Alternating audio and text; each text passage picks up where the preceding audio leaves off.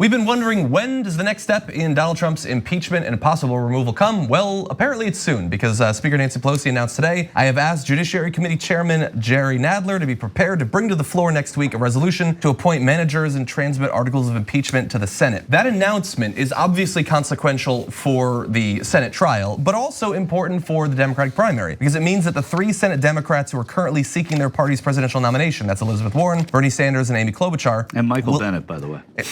Okay. Yeah, will now be able to attend a presidential debate, assuming they were invited, on Tuesday night without worrying about the start of the impeachment trial. But it does also mean that throughout the rest of the month of January and into early February, that trio, along with Cory Booker and Michael Bennet, there we go. I got it. Yeah. Will likely, it's very nice of those writers that they include them, will likely be tied down in the Senate participating in the trial, as opposed to campaigning in the early states. Right.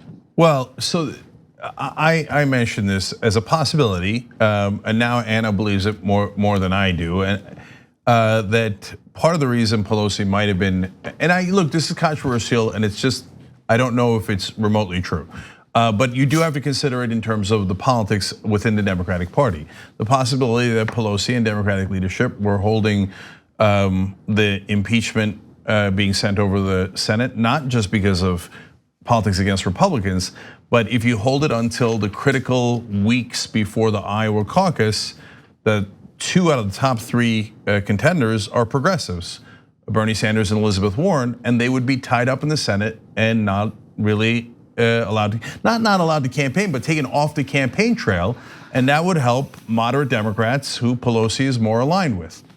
Interesting. I bring it over to you, Michael. I disagree. I mean, but not that it's interesting. It's interesting. I don't buy it at all. If you know the way, and we'll just leave it at that. Do you know the way that House members think? They don't think about the campaign trail. They don't think about the US Senate. They think about the US House and what they're doing and the power that they want to have. If you look at the House of Commons and the House of Lords in the UK, the same demeanor, the same thing happens here.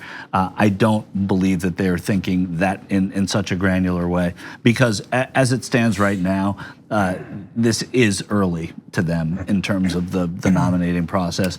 So I don't see that as being a motivation. What they wanted to do was see if they could get more testimony out of the Senate and take the temperature of which senators might be willing to waiver. So I'll say one more thing about it. And look, if I was sure, I'd tell you I'm not shy, right? It is, and it's an interesting theory, but which I agreed with. Yeah, is that Pelosi has attended dinners about how to stop Bernie Sanders. And there's top 4 contenders at this point fairly clearly. And the 2 moderates that are more aligned with Pelosi are Biden and Buttigieg, who are not senators. And the 2 progressives are Warren and Sanders, who are senators. And so if she's attended dinners, and Schumer has also attended dinners where they talk to Democratic donors about how to stop Bernie Sanders, well, this would be one way to stop Bernie Sanders. Yeah. Well, look, I don't know about that, but I do know that I'm assuming that Bernie Sanders and Elizabeth Warren in their campaign have got to be thinking, what are they going to do to get out of this? Obviously, they have to be involved in the process, and also, Mitch McConnell is implying that this process is going to be over like that, like it's going to be done in a day. So perhaps it won't affect them over much, but they should be coming up with some.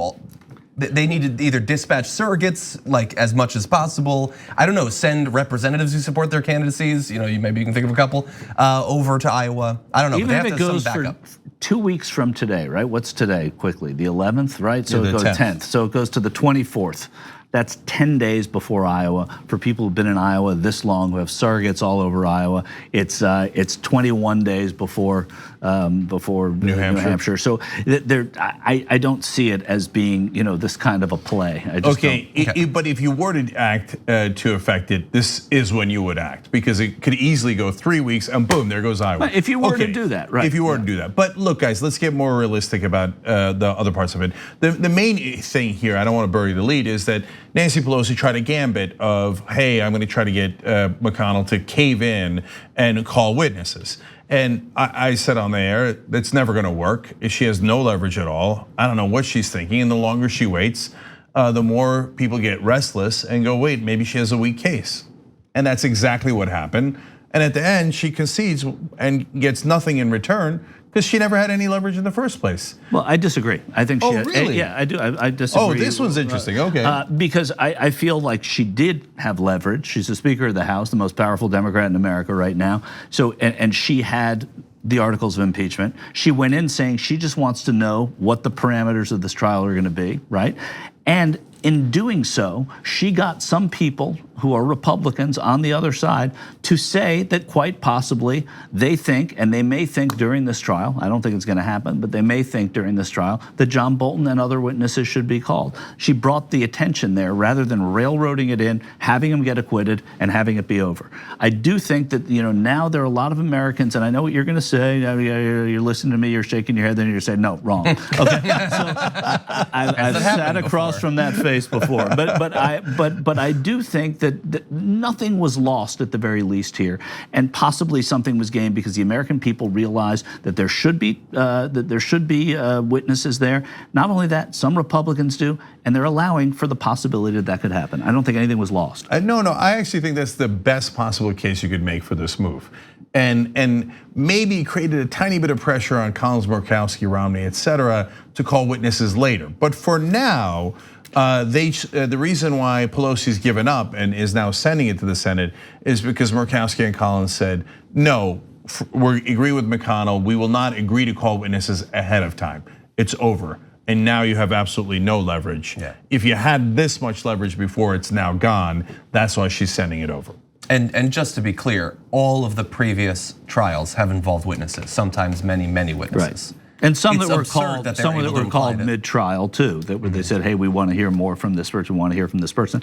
It could happen. All it takes is a majority. The fact that many more people know that all it takes is a majority to a degree, she slowed the roll. And I don't think anything was lost.